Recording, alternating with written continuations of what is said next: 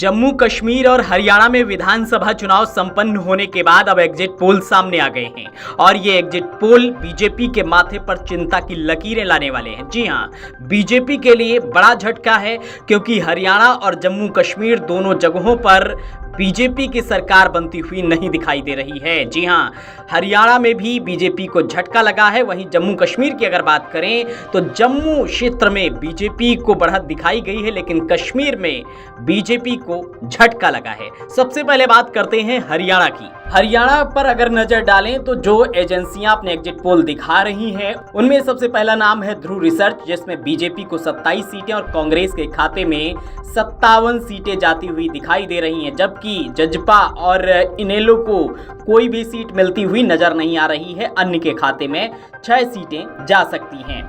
Peoples pulse के आंकड़ों के अनुसार अगर हम बात करें तो 20 से 32 सीटें बीजेपी को मिल सकती हैं, 49 से 61 सीटें कांग्रेस के खाते में जा रही हैं, यानी कि यहाँ भी कांग्रेस को बढ़त दिखाई जा रही है, कांग्रेस को बहुमत मिलता दिख रहा है।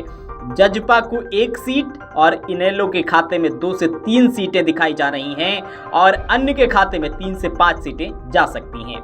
रिपब्लिक मैट्रिक के अनुसार 21 सीटें बीजेपी को मिल सकती हैं, 59 सीटें कांग्रेस को मिल सकती हैं, 2 सीटें जजपा के खाते में जा रही हैं, 4 सीटें इनेलो के खाते में और 4 सीटें अन्य को मिल सकती हैं। रिपब्लिक पी मार्क के अनुसार अगर हम बात करें तो 27 से 35 सीटें बीजेपी के खाते में जा रही हैं, 51 से 61 सीटें कांग्रेस को मिल रही हैं और 3 से 6 सीटें इनेलो के खाते में जा रही हैं। पोल स्ट्रैटेजी के आंकड़ों के अनुसार 23 से 33 सीटें बीजेपी को दिखाई जा रही हैं, 53 से 63 सीटें कांग्रेस के खाते में जा रही हैं और 3 से 5 सीटें अन्य के खाते में हैं। जिस TIF रिसर्च के मुताबिक 29 से 37 सीटें बीजेपी को मिल सकती हैं, 45 से 53 सीटें कांग्रेस को मिल सकती हैं, 2 सीटें इनेलो के खाते में और 4 से 6 सीटें जो है अन्य के खाते में जाती हुई दिखाई जा रही हैं।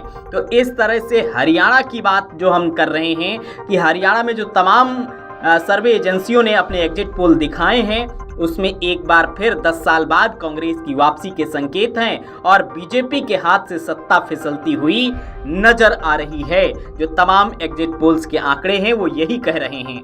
अब हम बात कर लेते हैं जम्मू और कश्मीर की।